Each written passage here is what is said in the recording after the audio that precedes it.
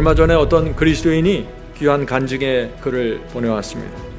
그분은 바이블 칼리지에서 열심히 공부를 한 분이고 거듭나게 되었다고 했습니다.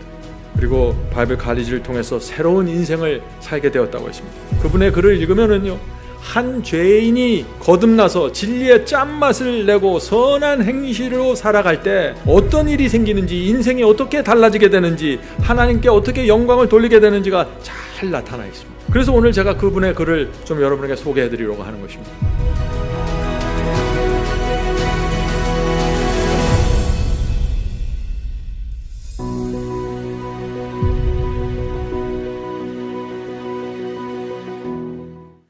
제가 오늘 설교에서 강조하고 싶은 것은 한 가지입니다.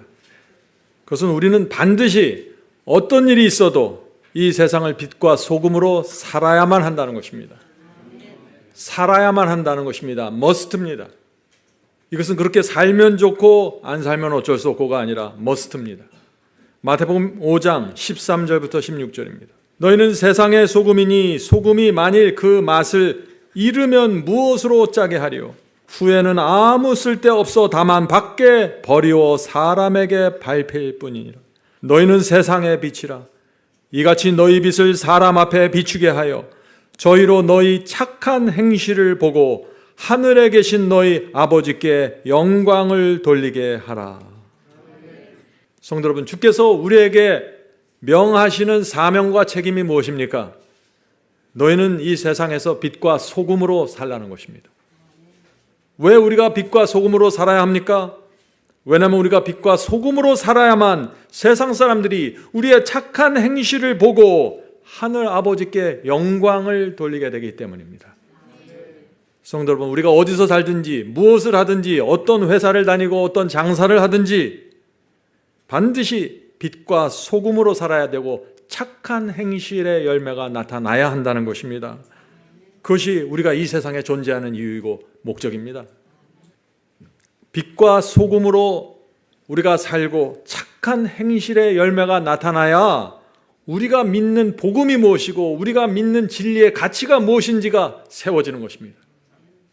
왜 우리가 이렇게 사는지가 사람들이 이해가 하는 것입니다.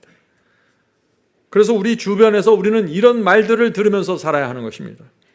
저 사람은 어떤 사람이고 어떤 믿음을 가졌는데 저런 모습으로 사는 것일까? 저 사람이 믿는 하나님이면 나도 믿고 싶다. 바로 이 말을 듣기 위해서 우리가 이 땅에 태어난 것입니다. 우리가 이 땅에 사는 이유가 무엇입니까? 진리의 짠맛을 내면서 소금 맛을 내면서 세상의 빛으로 사는 것입니다. 그래야만 사람들이 우리의 삶과 인생을 보면서 하나님께 영광을 돌리고 나도 저 진리를 붙잡고 싶습니다 하고 가까이 오게 되는 것입니다. 얼마 전에 어떤 그리스도인이 귀한 간증의 글을 보내왔습니다. 그분은 바이블 칼리지에서 열심히 공부를 한 분이고 거듭나게 되었다고 했습니다. 그리고 바이블 칼리지를 통해서 새로운 인생을 살게 되었다고 했습니다. 그분의 글을 읽으면은요, 한 죄인이 거듭나서 진리의 짠맛을 내고 선한 행실로 살아갈 때 어떤 일이 생기는지, 인생이 어떻게 달라지게 되는지, 하나님께 어떻게 영광을 돌리게 되는지가 잘 나타나 있습니다. 그래서 오늘 제가 그분의 글을 좀 여러분에게 소개해 드리려고 하는 것입니다. 안녕하세요. 저는 지난 10년 동안 과거의 어둠에서 헤어나지 못하고 육체적, 정신적인 고통 속에서 살아왔습니다. 제 인생의 실패를 한 번에 만회하겠다는 생각에 사로잡혀 점점 더 깊은 구덩이에 빠졌는데 진리가 저를 살렸습니다. 제 인생 49년 동안 세상 속에서 수많은 죄를 지으며 살면서 그것이 죄인지도 모르면서 살다가 마지막 사명 바이블 칼리지를 통해서 진리를 알게 되었습니다.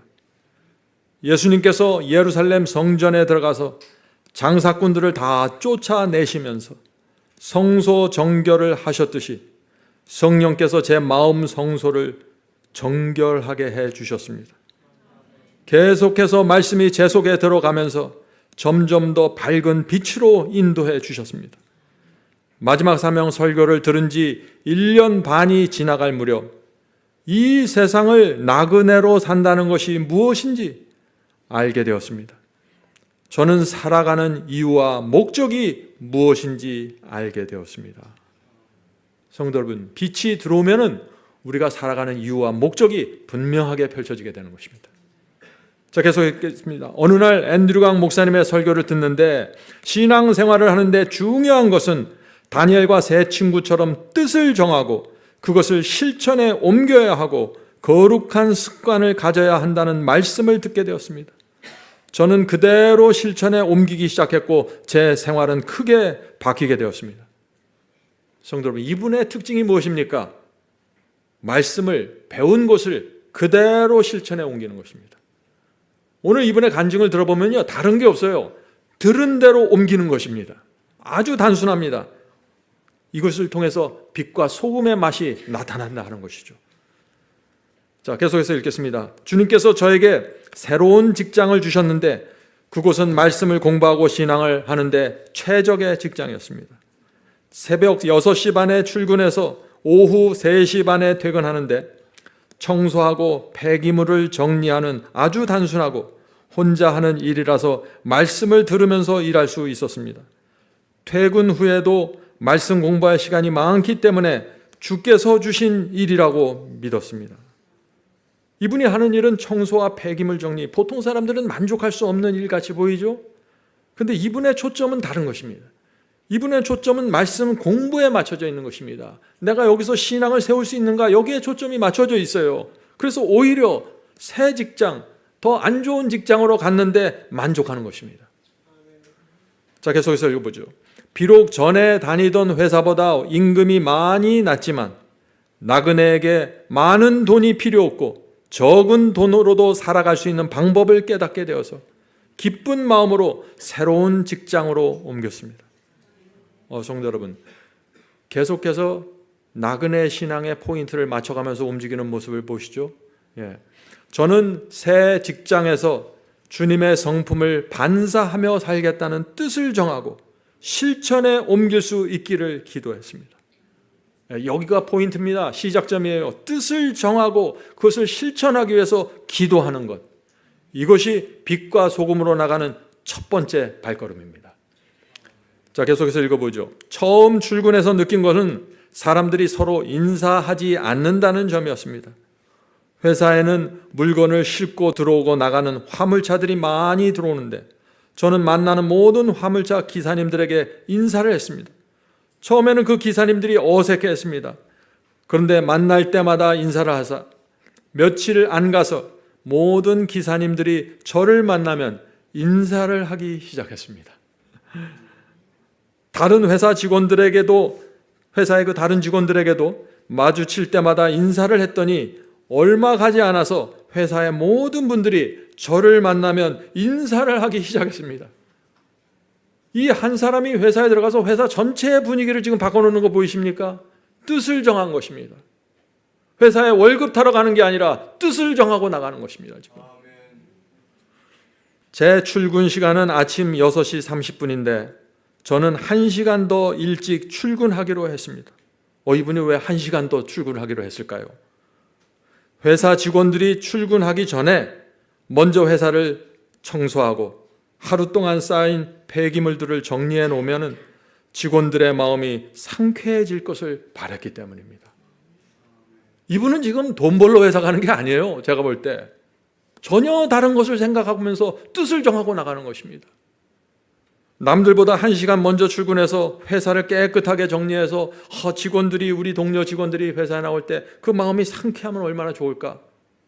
이 마음은요, 하늘이 주는 마음입니다. 성도 여러분, 빛과 소금으로 살기로 뜻을 정하고 실천에 옮기면은요, 성령께서 역사하시면서 그때마다 지혜를 주시는 것입니다. 내가 어떻게 해야 될까? 놀라운 길로 이게 인도가 되는 것입니다. 계속해서 읽어보죠.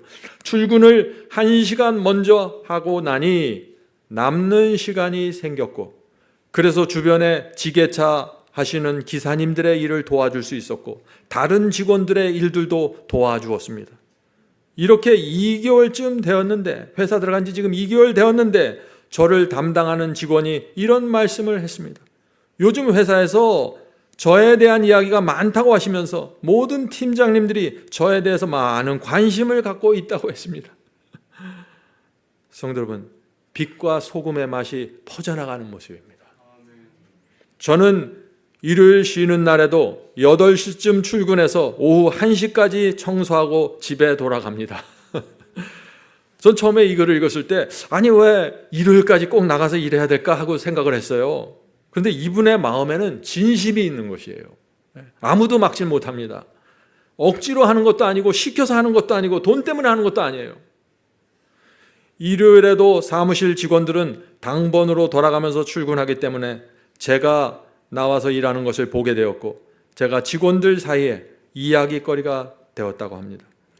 결국 회사에서 일요일에 일한 시간만큼 월급에 반영해 주겠다고 했지만 저는 사양했습니다. 돈을 사양하는 사람, 이 세상은 돈에 약합니다. 그래서 우리가 돈에 대해서 관대하게 살 때 세상은 다시 보게 되는 것입니다. 이 모습을 보면서 이 세상이 이 사람을 어떻게 바라봤을까요? 성도 여러분, 이분의 삶이 우리 모두에게 정답은 아닙니다. 그러나 분명한 것은 뭐냐면은 회사의 모든 직원들의 마음이 지금 감동으로 열리고 있다는 것입니다. 성령의 역사입니다. 우리가 선교를 하는데 우리가 지향해야 할 선교가 바로 이 감동 선교입니다. 감동 선교. 계속해서 읽겠습니다. 이번 겨울에는 첫눈이 기록적으로 굉장히 많이 내렸습니다. 너무나 많은 눈이 와서 걱정이 되어 새벽 2시에 엉금엉금 차를 운전해서 회사에 나가 눈을 치웠습니다. 누가 말리겠어요, 이것을? 지게차로 눈을 치우고 뒤돌아서면 눈이 쌓여서 아침 7시까지 계속해서 치워야 했습니다. 그날은 너무나 눈이 많이 내려서 직원들의 3분의 1 정도만 출근했습니다. 공장장님과 팀장님이 아침에 저를 부르셔서 직급은 낮지만 회사에 대한 애사심은 당신이 최고입니다. 라고 하시면서 감사하다는 말씀을 주셨습니다. 이 정도면 공장장님이 오면 안 되죠. 이 회사 회장님이 오셔야지. 이분은 이 회사의 하급 직원이라고 합니다. 그런데 애사심만큼은 회사 최고라는 것을 그 회사 전체가 알게 되는 것입니다. 성도 여러분, 말씀과 성령께서 한 인간의 마음에 역사하실 때 이 죄인이 어떻게 빛과 소금의 맛을 내면서 살아갈 수 있는지 그걸 보셔야 되는 것입니다. 계속해서 읽죠. 저는 모든 일을 즐겁게 하고 있습니다. 그 이유는 하나님의 말씀과 늘 함께 하기 때문입니다. 회사에 도착하면 이어폰을 귀에 꽂고 마지막 사명 설교 말씀을 들으면서 일을 시작합니다. 이 원동력이 뭐예요? 하나님의 말씀의 능력에서 이 삶이 이루어져 가는 것입니다. 그런데 이분이 또 믿음으로 말미암는 의를 또 여기서 얘기해요. 믿음으로 말미암는 의의 경험이 무엇인지 날마다 생활 속에서 배우고 있습니다. 믿음으로 말미암는 의는 바이블 칼리지에서만 배우는 것이 아니라 생활 속에서 함께 보여야 하는 것입니다. 나눔과 섬김이 무엇인지 배우고 실천하면서 행복이 무엇인지 경험하고 있습니다. 성도 여러분, 진리의 이론을 모르고 그냥 나눔과 봉사만 하는 분들이 있죠. 이분은 그런 차원이 아닙니다. 정확하게 믿음으로 말미암는 의의 이론과 기별을 깨닫고 있는 거예요. 그리고 그것을 자기가 깨달은 그 진리의 이론을 생활과 실천 속에서 계속해서 배우고 경험하고 있는 것입니다. 정말 중요한 모습이죠. 전에는 어려운 사람을 보면 불쌍하는 마음이 들었지만 도움을 준 적은 없었는데 마지막 사명 바이블 칼리지를 통해서 양육받으면서 매달 어려운 분들에게 지난 2년 동안 도움을 주게 되었습니다. 주님께 감사드립니다. 이 회사에 출근한 지 1년 3개월 동안 매주 일요일에 출근하면서 경비 아저씨 2분께 음료수를 사드리고 매달 월급날에 식당에 계신 분들과 경비원, 사무실 청소하시는 분들에게 음료수를 사드리고 있습니다. 금년 연말에는 그분들을 저녁 식사에 대접해드렸습니다. 정말 낮은 기구, 월급도 가장 적은 월급 중에 하나일 텐데 회사에서 누구보다도 풍요롭게 살고 있잖아요. 인생의 풍요로움은 월급에서 나오는 것이 아닙니다. 나그네의 삶입니다. 나그네로 살기 때문에 이것이 가능해지는 것이죠. 계속해서 읽겠습니다. 비록 작은 나눔이지만 이 나눔을 통해서 제 주변 사람들에게 하나님을 생각나게 한다는 것이 저에게 행복이고 즐거움입니다. 이러니 천사들이 얼마나 좋아하겠어요. 빛과 소금의 맛이 깊어져가는 이 모습 아름답지 않습니까? 회사의 모든 직원들은 제가 하나님을 믿는 사람이라는 것을 알고 있습니다. 제가 소속된 대표님도 그리스도인이고 경비원 두 분도 그리스도인이십니다. 그분들 모두가 저를 사랑해 주시고 마음이 정말 따뜻한 사람이라고 칭찬해 주십니다. 주님의 은혜 때문에 제가 이렇게 칭찬받는 사람이 되었습니다. 처음에는 왜 그렇게까지 일을 해야 하는가라고 했지만 저의 변함없는 모습을 보면서 저에게 진정한 그리스도인이라고 하셨습니다. 저는 이제 제 인생에서 한 번도 들어보지 못한 말을 들으면서 살게 되었습니다. 주님께 감사합니다. 성도 여러분, 빛과 소금으로 살아갈 때 우리의 인생이 어떻게 역전되는지 이것을 보셔야 돼요. 하나님께서 우리의 인생을 어떻게 뒤바꿔 주는지, 주께서 살라고 하신 그대로 사는 것이 가장 행복한 것입니다. 여기서 인간의 생각이 들어가고 자꾸 다른 것이 들어가면은 하나님의 뜻이 이루어지지 않으면서 우리는 참 이 세상에서 패배자로 살 수밖에 없는 것입니다. 자, 계속해서 읽어보죠. 저는 자동차가 없었는데 금년 7월에 어머니께서 갑자기 자동차 매장에 가자고 하셨습니다. 지난 세월 동안 저는 어머니에게 믿음을 주지 못하면서 살았습니다. 그런데 제가 그리스도인이 되면서 삶이 변화되었고 어머니께서는 제 인생의 변화를 보시고 자동차를 사주시겠다고 하셨습니다. 물론 저는 필요 없다고 말씀드렸지만 저를 데리고 자동차 매장에 가셨습니다. 저는 어머님이 사주신 자동차로 섬김을 실천하기로 했습니다. 이분의 마음속에는 나눔과 실천밖에 없어요. 뭐가 생기면 섬김이에요. 회사의 한 직원을 출퇴근시켜 드리고 있습니다. 빛과 소금으로 이렇게 살겠다고 뜻을 정하고 기도하면은요, 이 섬김과 나눔의 이 지혜와 이 마음이 계속해서 나오고 성령의 역사가 이루어지는 것입니다. 그래서 이 한 회사의 한 분을 이제 자동차로 모시는 일이 시작이 된 거죠. 자, 회사까지는 자동차로 15분 거리지만 매일 함께 출근하면서 아침 예배 방송을 그분에게 들려드립니다. 출근 시간이 전도 시간이 되니 얼마나 출근이 기쁘겠어요. 인생을 사는 지혜를 우리가 배워야 됩니다.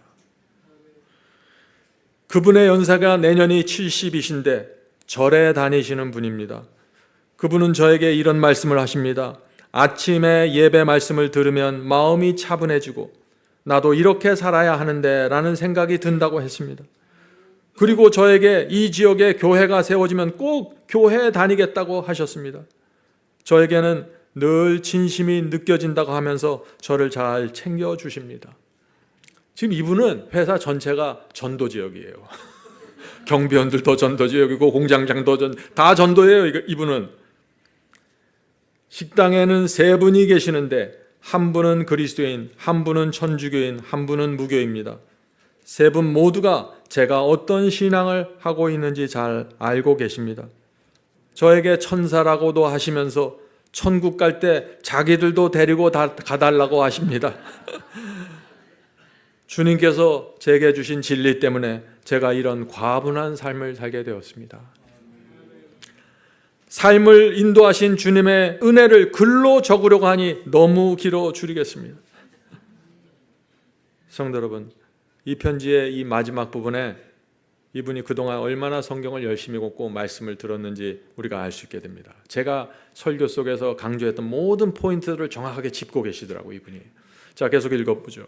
제가 바이블 칼리지를 통해서 3년 동안 하나님의 말씀으로 양육받으면서 제가 도달한 결론은 마지막 시대를 살아가는 하나님의 백성들, 곧 요한계시록 12장 17절에 나오는 여자의 남은 자손은 하나님의 계명을 지키며 예수님의 증거를 가진 자가 되어야 한다는 것입니다.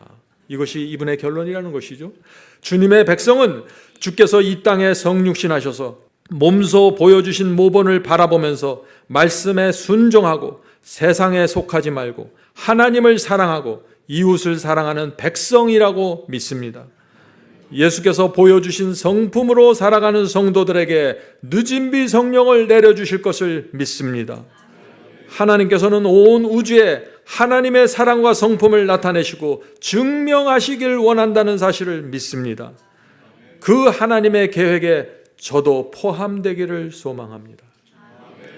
이 마지막 세대 신학과 승리의 복음을 정확하게 이해하시고 그대로 살려고 하는 이 모습이 아름답지 않습니까? 계속해서 읽습니다. 나그네의 길, 좁은 길, 결코 어려운 길이 아니라고 생각합니다. 이 말을 누가 들렸다고 하겠어요? 자기가 살아봤는데 어렵지 않다고 하는데 지금.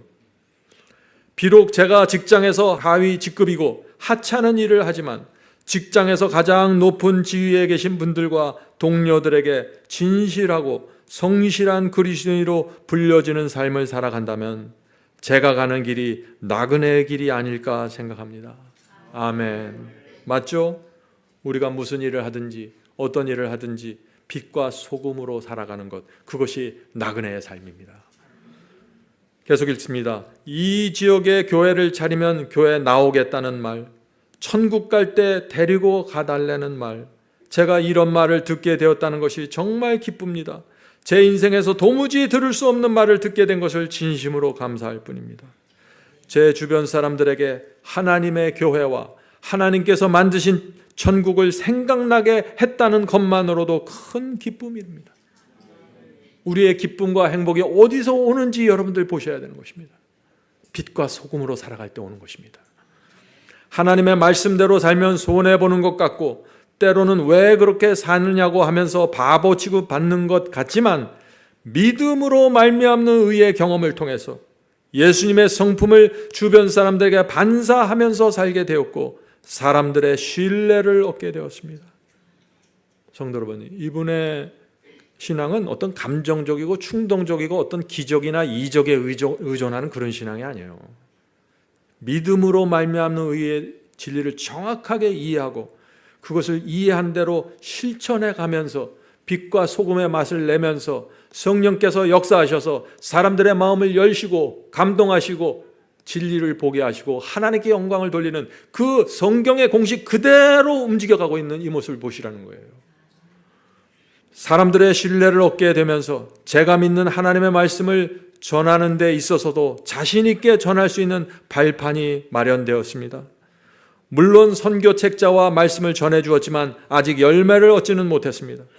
진리를 사모하는 사람을 찾지 못해서 한때 좌절하고 실망한 적도 있지만, 선교하고 전도가 실패하니까 좌절했다는 거죠. 실망한 적도 있지만 제가 할 일이 있는 것이고 성령님께서 하실 일이 있는 것이라는 것을 배웠습니다. 정확하게 배우셨습니다. 저는 계속해서 변함없이 주님의 성품을 반사하면서 살아가기를 기도드립니다. 더 이상 주님을 십자가에 못 박지 않는 백성들이 나타나서 하나님께서 사탄과의 전쟁을 승리로 끝마치시기를 소망합니다. 얼마나 귀한 향기입니까? 이 바이블 칼리를 통해서 이런 열매들이 계속해서 나오길 제가 소망하고 정말 주님을 찬양합니다. 이 세상에서 죄인으로 살면서 절망 속에 있던 이 사람이 정말 이 세상에서 존중받는 사람으로 만들어주신 이 하나님의 역사를 찬양합니다. 이 글을 쓰신 분은 대단한 무슨 활동가도 아니고 뭐 말을 잘하는 분도 아니에요. 뭐 달란트가 많지도 않는 것 같습니다. 그런데 주변 사람들이 그분에게서 나오는 그 빛과 소금의 맛을 좋아하는 것입니다. 저는 이 글을 읽으면서 저와 여러분이 지금보다 훨씬 더 분명한 빛과 분명한 소금의 맛을 내야 한다는 그 성령의 감동을 받았습니다. 그래서 이 글을 제가 설교에 인용하는 것입니다. 우리가 빛과 소금의 맛을 분명하게 내면서 살아간다면 이 교회가 내년에 어떻게 될까요? 놀라운 일이 생길 것입니다. 하나님의 영광과 임재가 이 교회를 가득 채우게 될 것입니다. 성도 여러분, 주께서 다 알려주셨는데 빛과 소금으로 반드시 살아야 된다고 분명히 알려주셨는데 우리가 그 단순하고 쉬운 말씀을 왜 그렇게 가볍게 받아들일까요? 무겁게 받아들여야 됩니다. 자, 질문 드리죠. 주님께서 우리에게 주신 성공의 공식이 무엇입니까? 이제 여러분들 성공의 공식 알겠죠? 인생을 역전시키는 공식. 첫째, 주님께 생애를 드리고 빛과 소금의 맛을 나면서 살기로 뜻을 정해야 됩니다. 먼저 뜻을 정하고 기도하십시오. 둘째, 나눔과 섬김을 실천하면서 묵묵히 한 길을 걸어가면 성령께서 역사하셔서 주변 사람들의 마음을 서서히 감동시키고 열어주시는 것입니다. 이렇게 될 때 저 밖에서 변화가 일어날 뿐만 아니라 내 속에서도 변화가 일어나서 내 인생이 풍요롭게 되고 마음이 풍요롭게 되고 사람들의 존귀를 받게 되는 것입니다. 성도 여러분, 이것이 성공의 공식입니다. 돈으로 성공하는 것이 아니라, 직장으로 성공하는 것이 아니라, 빛과 소금의 맛을 내면서 살면 이 고단하고 죄 많은 인생이 풍요롭고 아름다운 삶으로 옮겨지게 된다 하는 것입니다. 이것이 하나님께서 우리에게 주신 공식입니다. 이 공식을 여러분들 받으시겠습니까? 마태복음 5장 14절부터 16절입니다. 마태복음 5장 14절부터 16절. 너희는 세상의 빛이라.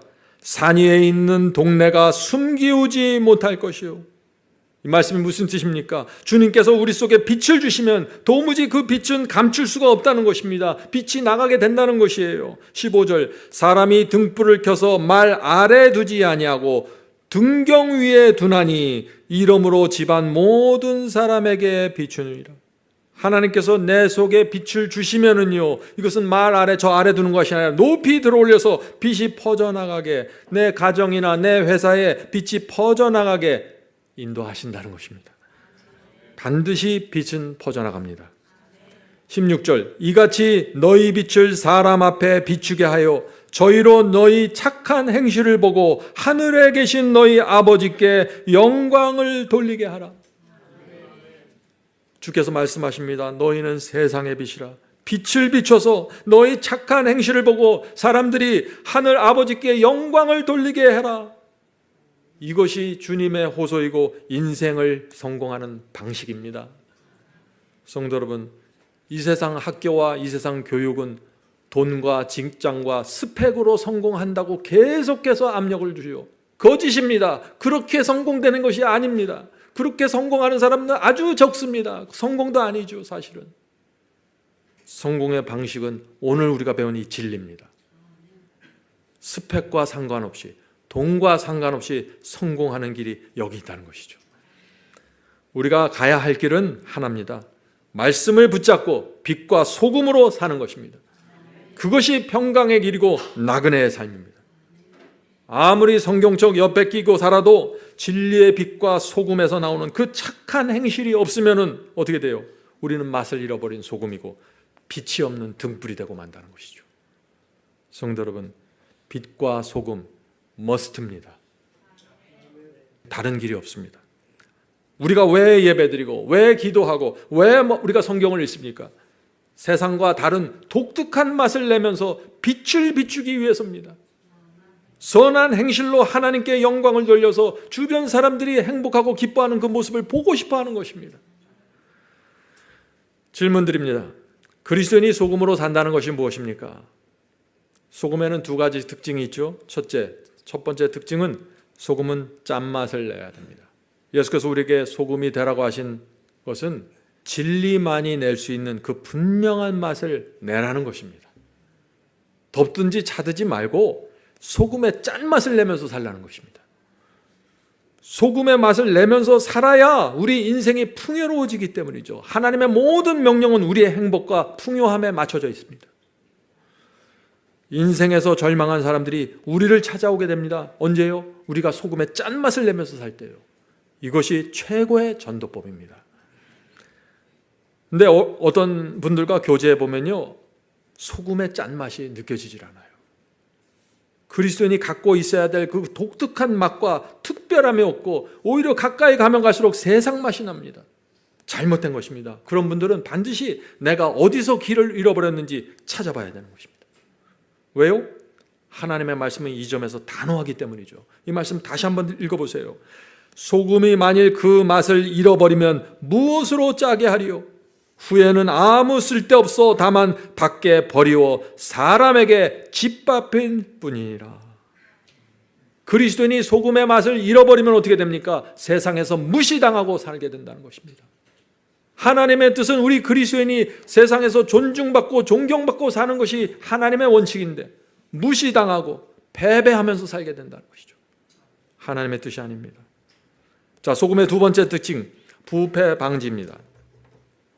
소금은 부패를 방지합니다. 그것이 들어가는 곳마다 부패가 사라집니다. 부패가 있는 곳에 소금을 뿌리십시오. 부패가 사라집니다. 그러므로 우리가 있는 곳마다 부패와 어둠이 사라져야 된다는 것입니다. 우리가 들어가는 곳마다 죄악적인 말이 사라지고 죄된 행동들이 사라지고 죄가 멈춰져야 되는 것입니다. 그것이 우리가 이 세상에 존재하는 유일한 이유입니다. 이사야 60장 1절입니다. 이제 여러분은 이 이사야 말씀의 의미를 이해하실 것입니다. 일어나라, 빛을 발하라. 이는 내 빛이 이르렀고 여호와의 영광이 내 위에 임하였음이라. 여러분들 이 말씀을 이해하십니까? 일어나 빛을 발하라. 너희들이 그렇게 살면은 여호와의 영광이 너희 위에 임해서 너희가 존중받으면서 이 세상을 단단하고 확신을 갖고 살게 될 거야. 하나님께 영광 돌리게 살게 될 거야. 너희의 수입과 너희의 직장과 너희의 재산과 학위와 전혀 상관없이 너희는 이 세상에서 새로운 피조물로 태어나게 될 거야. 얼마나 아름다운 말씀입니까? 이런 진리가 어디 있습니까? 인생을 완전히 역전시키는 단 하나의 말씀입니다.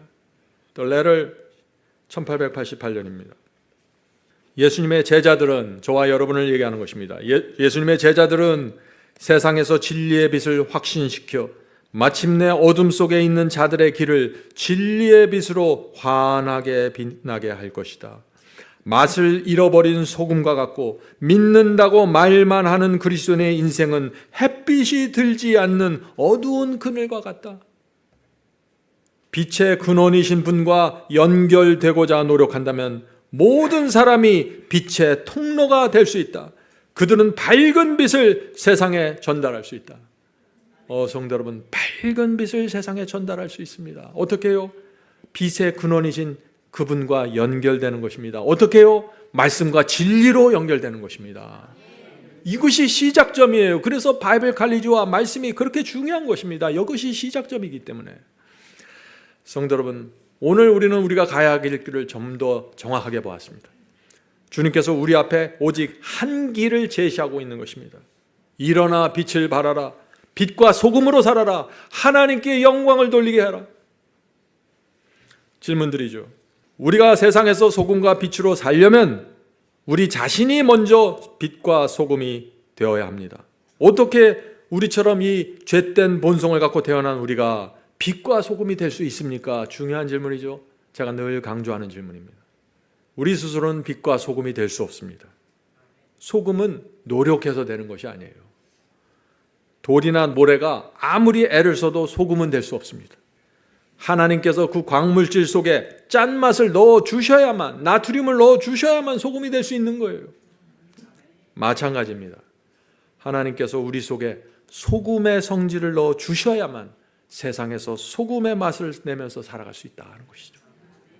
빛도 마찬가지입니다. 내가 아무리 빛이 되려고 애쓰고 노력한다고 되는 것이 아니죠. 하나님께서 내 속에 빛을 넣어 주셔야만 빛으로 살아갈 수 있는 것입니다. 하나님의 빛을 그래서 받아야 되고 그 소금의 맛을 받아야 합니다. 어떻게 해요? 하나님의 말씀을 우리 마음에 소중히 받음으로 이것이 가능해지는 것입니다. 하나님의 말씀을 우리 마음에 얼마나 소중히 담는가가 따라 인생이 결정됩니다. 여러분들 그 사실 아세요? 인생과 신앙은 여기서 결정되는 것입니다. 말씀을 다 받는 것 같죠? 아니에요. 다릅니다. 어떤 사람은 소중히 받아요. 여기서 결정되는 것입니다. 질문드리죠. 어떻게 해야 빛과 소금의 맛을 내는 그리스도인이 될 수 있을까요? 계속해서 같은 질문을 던집니다. 첫 번째 단계, 소금처럼 분명한 맛을 내는 말씀으로 영혼을 채워야 합니다. 말씀이라고 다 같은 말씀이 아니에요.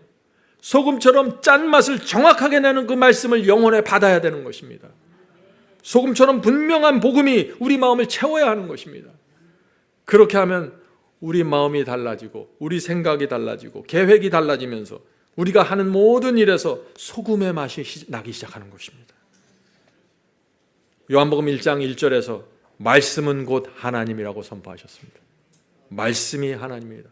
우리 마음에 하나님의 말씀이 뿌려져야 하는 것입니다. 소금처럼 말씀이 뿌려져야 돼요. 그래야 우리 마음에서 빛이 나오고 소금의 맛이 나오게 되는 것입니다. 리비언 헤럴드 1897년 9월입니다. 읽겠습니다. 새롭게 된 어떤 마음이라도 말씀의 소금을 날마다 적용하지 않고서는 아름다운 상태로 보존할 수 없다. 소금은 한 번 뿌리는 것이 아닙니다. 우리 마음에 말씀의 소금이 날마다 뿌려져야 합니다. 그래야만 마음이 새롭게 보존이 되는 것입니다. 소금은 보존하는 능력입니다. 자, 질문을 드리죠. 하나님께서 언제 우리 속에 소금과 빛을 넣어주실까요? 소금과 빛은 회개할 때 받는 선물입니다. 번제단에서 자신을 드리고 주님께 바칠 때 그때 거듭나면서 소금과 빛의 성질이 우리 속에 생기는 것입니다. 우리 속에 없던 성질이에요. 오늘날 교회에서 이 회개하고 주님께 생애를 바칠 때 그때 빛과 소금의 성질을 받는다, 이런 진리를 알고 있는 사람들이 몇이나 될까요? 전부 이 진리도 모르고 소금의 성질도 없으면서 그 행위로, 그 모습으로 이 빛과 소금의 그 모양을 만들어내려고 하니까 참으로 참담한 것입니다. 사람들이 다 아는 것이에요. 하나님께 영광이 돌아가지 않아요. 자기가 영광을 받고 끝나버리는 것입니다. 성도 여러분, 소금에 대한 중요한 진리가 있습니다. 하나님께서 소금 속에 짠맛과 부패를 막는 성질을 넣어주셨지만 이것이, 소금이 녹지 않으면 아무 소용없다는 것입니다. 짠맛을 내려면 소금 스스로 녹아져 없어져야 됩니다. 그죠? 성도 여러분, 자아를 부인하고 깨트리고 녹아야 됩니다. 아무리 진리를 받고 말씀을 마음에 뿌려도 내 자아가 시퍼렇게 살아있으면 이것이 녹질 않아요. 예수께서 너희는 세상의 빛이라고 하셨습니다. 내 속에 빛이 나오려면 어떻게 돼요? 내 속에서 빛이 환하게 나오려면 내가 촛불처럼 타서 없어져야 되는 것입니다. 내가 희생해야 되고 내가 십자가에 못 박아야 됩니다. 그래야 빛이 나오게 되는 것입니다. 오늘 많은 분들이 빛과 소금이 되길 원합니다. 그러나 실제로 그 길을 가지 못합니다. 왜요? 내가 녹고 싶지 않고 타고 싶지 않기 때문이죠. 베드로전서 2장 9절 보겠습니다. 베드로전서 2장 9절. 오직 너희는 택하신 족속이요 왕같은 제사장들이요 거룩한 나라요 그의 소유된 백성이니 이는 너희를 어두운 가운데서 불러내어 그의 기이한 빛에 들어가게 하신 자의 아름다운 덕을 선전하게 하려 하심이라. 얼마나 분명합니까? 하나님께서 우리를 부르시고 택하신 이유가 무엇입니까? 하나님께서 우리를 이 세상에 태어나게 하신 이유가 무엇입니까? 우리의 선한 행실로 하나님의 그 아름다운 덕을 선전해 달라고 우리를 부르시는 것입니다. 성도 여러분, 하나님의 뜻은 분명하죠? 빛과 소금이 되어 하나님의 아름다운 덕을 널리 널리 선전해 달라. 내가 너를 통해서 그 일을 이루고 싶다 하는 것입니다. 우리 모두 이 하나님의 뜻에 응답하게 되길 간절히 바랍니다. 이것이 우리 속에서 이루어지면 이 교회는 뒤집어질 것입니다. 전혀 다른 교회로 새롭게 태어나게 될 것입니다. 한 가지 조심할 것이 있습니다. 착한 행실을 많이 한다고 해서 모두가 하나님께 영광 돌리는 게 그렇게 되지는 않습니다. 어떤 분들은 선한 행실을 많이 나누는데 영광이 자기에게 돌아갑니다. 그것은 크게 빗나간 것이죠. 중요한 것은 그래서 뭐예요? 우리 심령이 먼저 거듭나는 것입니다. 말씀과 성령으로 우리 마음이 새롭게 날마다 태어나야 됩니다. 날마다 우리의 마음을 주님께 바쳐야 됩니다. 날마다 말씀의 소금을 뿌려야 됩니다. 그래야만 선한 행실을 통해서 하나님께 영광이 돌아가게 되는 것입니다. 하나님께서 이렇게 분명한 원칙과 공식을 주셨음에도 불구하고 우리가 실패할 수 있을까요?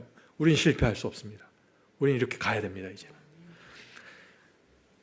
질문드리죠. 마태복음 25장의 달란트 비유는 무슨 의미입니까? 여기서 왜 달란트 비유가 나올까요? 이 달란트 비유 정말 중요합니다. 많은 사람들이 이 달란트 비유를 오해하고 있습니다.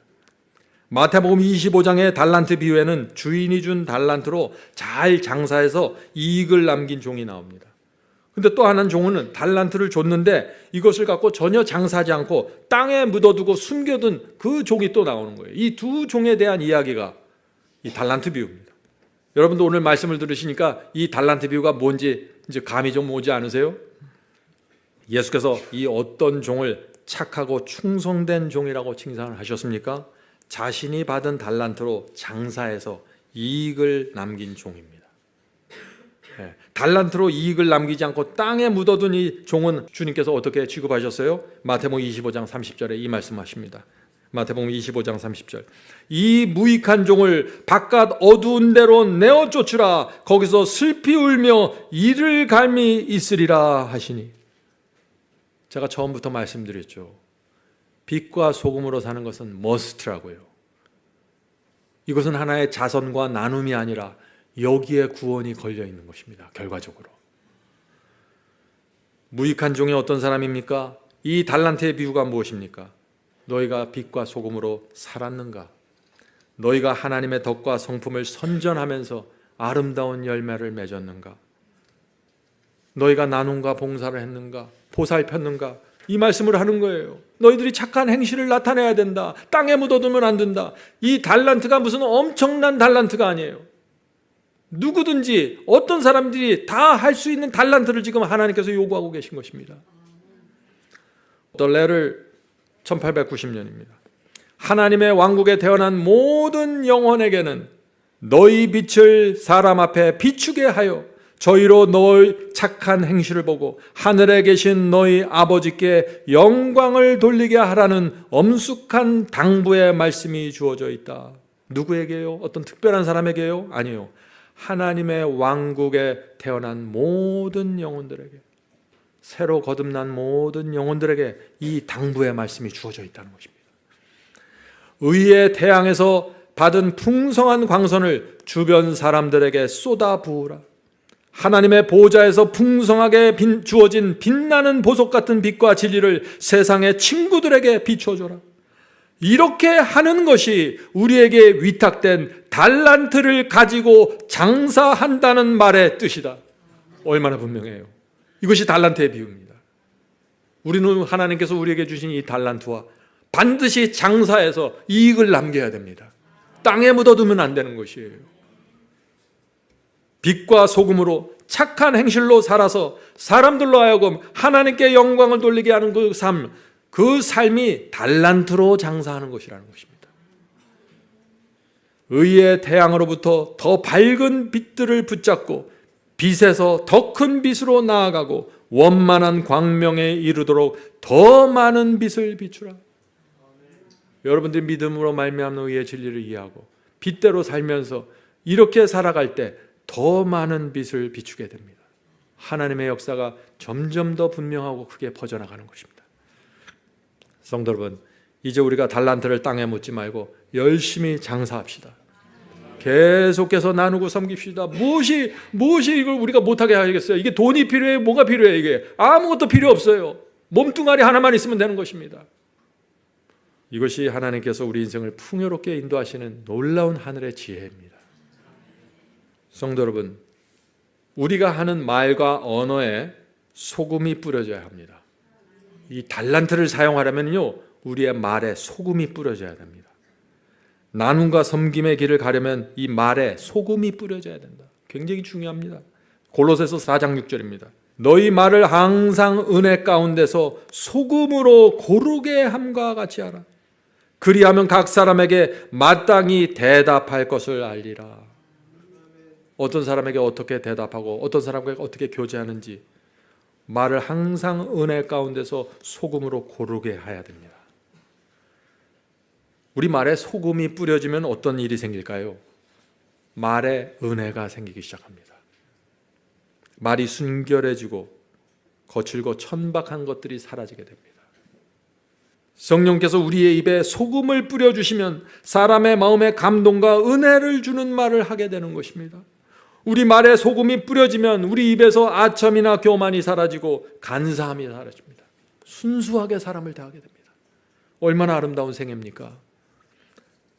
Christ Object Lesson 335입니다. 언어는 부지런히 수련해야 할 달란트 가운데 하나이다. 언어를 수련하십시오. 저녁에 잘 때 내가 오늘 어떤 언어와 어떤 말을 사용하면서 살았는지 되새겨 보셔야 돼요. 성령께서 가르쳐 주실 때 내가 이런 표현, 이런 말투는 이제 버리겠습니다. 주여 주께서 주신 달란트를 사용할 수 있게 도와주시옵소서. 알면 안 대로, 배우면 배운 대로 실천에 옮기셔야 돼요. 그렇지 않으면 다 땅에 묻게 되는 것입니다. 계속 읽죠. 우리는 말할 때 쾌활하게 말하고 순결하고 정확하게 말할 뿐 아니라 친절하고 예절 있게 말하도록 습관을 길러야 한다. 이것이 기본입니다. 이 기본이 안 돼 있는 사람들이 어떻게 세상에 나가서 빛이 되겠어요? 어떻게 소금이 되겠어요? 중요합니다. 저는 젊었을 때 제가 그리스도인이 되고 나서 이 사실을 알고 제 말을 어떤 때는 녹음을 해봤어요. 저를 위해서 대화할 때 녹음을 했어요. 나중에 집에 가서 조용히 듣는데 창피해서 듣질 못하겠어요. 그때 제가 회개했습니다. 소금에 절인 말을 달라고 말이죠. 소금과 빛은 사랑입니다. 사랑이 없는 소금, 사랑이 없는 빛, 사랑이 없는 진리라는 것은 상상할 수 없는 것입니다. 어떤 사람은 진리의 분명한 빛을 갖고 있는데 빛과 사랑이 없습니다. 잘못된 것입니다. 어떤 사람들은 교리와 말씀 해석은 정확하게 이해하고 있는데 까다롭고 아주 엄격해서 사람들이 가까이 가질 못해요. 잘못된 것입니다. 그런 사람들에게 빛과 감화력이 나올 수가 없는 것이죠. 성도 여러분, 우리는 이런 말을 들으면서 살아야 합니다. 저 사람은 생각과 사상이 다르다. 저 사람은 이기적이 아니다. 저 사람은 늘 섬기고 나누려고 한다. 저 사람은 다투거나 경쟁하지 않는다. 저 사람은 가난한 자와 부자를 똑같이 대한다. 저 사람은 이 세상을 사는 목적이 다르다. 저 사람에게는 고상한 인격이 느껴진다. 저 사람은 맑고 순수하다. 성도 여러분, 우리가 이런 말을 들으면서 살면 얼마나 좋을까요? 그것은 성령께서 항상 우리 주변에 역사하시고 놀라운 일이 이루어진다는 것입니다. 이제 우리가 진리에 받은 빛을 하나씩 기억하면서 실천하기로 뜻을 정하고 기도하십시다. 이것이 첫 번째 걸음입니다. 이 걸음을 뛰는 사람들은 이렇게 기도해야 됩니다. 빛과 소금으로 살기 원하오니 날마다 새 마음을 주시옵소서. 받은 빛대로 살기 원하오니 인도해 주시옵소서. 하나님께 영광을 돌리는 삶을 살기로 뜻을 정하오니 지혜를 주시고 인도해 주시옵소서. 진심으로 우리가 이 기도를 드리면 반드시 하나님께서 오셔서 역사하십니다. 어떻게 역사해요? 이렇게 역사하십니다. 빌립보서 2장 13절입니다. 빌립보서 2장 13절. 너희 안에서 행하시는 이는 하나님이시니, 우리 안에서 하나님께서 역사해서 일을 끝내시는 거예요. 우리가 아이디어를 내서 무엇을 짜맞추는 것이 아니라 하나님께서 들어오셔서 역사를 이루신다. 어떤 역사? 빛과 소금으로 살고 싶은 간절한 소원과 충동을 주시는 것입니다. 그 마음을 주시는 것입니다. 너희 안에서 행하시는 이는 하나님이시니 자기의 기쁜 뜻을 위하여 너희로 소원을 두고 행하게 하시나니. 하나님께서 주시는 충동대로 살아가는 것입니다. 그것이 성화이고 거룩한 삶입니다. 놀랍지 않습니까? 하나님께서 우리에게 들어서 거룩한 소원을 주신다는 것입니다. 이것이 약속입니다. 그래서 우리가 착한 행실을 하게 되는 것이에요. 이 더러운 본성을 받고 태어난 인간들이 이 세상에서 거룩한 행실, 착한 행실을 하면서 산다는 것, 이것이 기적입니다. 이제 한 말씀을 읽고 마치도록 하겠습니다. 리비언 헤럴드 1899년입니다. 예수를 받아들인 사람들이 비추는 빛은 자기들 스스로 바라는 빛이 아니다. 그 빛은 모두 다 세상의 생명이요 세상에 비치신 분에게서 온 빛이다. 그분은 빛을 일으키시는 분이시다. 그리스도인이 주님을 섬기는 일을 할 때 필요한 마음의 불까지도 주님께서 붙이신다. 마음에 불이 필요하죠. 주님께서 불을 붙여주신다는 것이에요.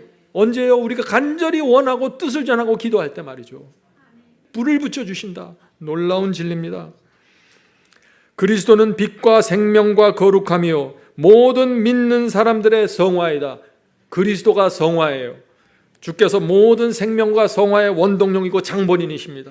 주님께서 말씀으로 우리 안에 들어오셔서 이 역사를 이뤄내시는 것입니다. 충동을 주고 자극을 하고 갈 길을 보여주시고 지혜를 주시면서 생각을 주시면서 끌어가시는 것입니다. 여러분은 끌려가시면 되는 거예요. 성도들은 진리의 빛을 받아야 하며 착한 일을 할 때 빛을 나누어 주어야 한다.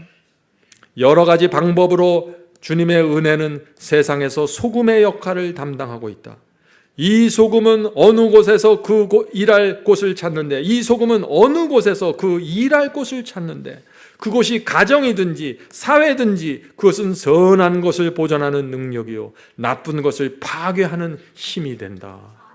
아멘.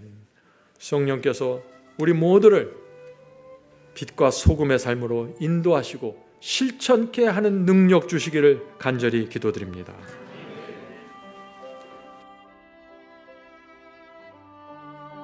하늘에 계신 저희들의 아버지, 이제 저희가 주 앞에 다시 회개하고 다시 저희 자신을 드리고 시작하려고 합니다. 주여, 돈과 재물은 주께서 주시는 만큼만 받고 저희는 이제 하나님의 영광을 돌리기 위해서 살겠습니다. 하나님의 영광을 돌리러 직장 나가고, 하나님의 영광 돌리기 위해서 공부하고, 하나님께 영광 돌리기 위해서 살아가겠습니다. 먼저 그 나라와 그의 의를 구하겠습니다. 주여, 저희 인생 책임져 주시고 성령으로 날마다 역사해 주시옵소서. 주께서 가르쳐 주신 그 믿음으로 말미암는 의의 기별이 저희의 인생과 삶 속에서 그대로 나타나는 모습을 보기 원합니다. 주여, 도와주시고 축복해 주시옵소서. 빛과 소금이 되어야 한다는 주님의 말씀을 무겁게 받겠습니다. 인도하시고 저희의 마음에 새로운 희망을 주셔서 감사합니다. 인생의 성공이 돈과 스펙과 학벌이 아니라 빛과 소금으로 살아가는 데 달려있다는 그 위대한 진리를 알게 되었습니다. 주여, 감사하고 저희의 인생을 역전시켜 주시옵소서. 이제 새로운 생애를 살길 원합니다. 오늘 저희가 저희의 생애를 주 앞에 바치오니 받아주시고 저희의 인생을 아름답고 풍요로운 곳으로 이동시켜 주시옵소서. 모든 말씀 예수 그리스도의 이름으로 간절히 기도드립니다. 아멘.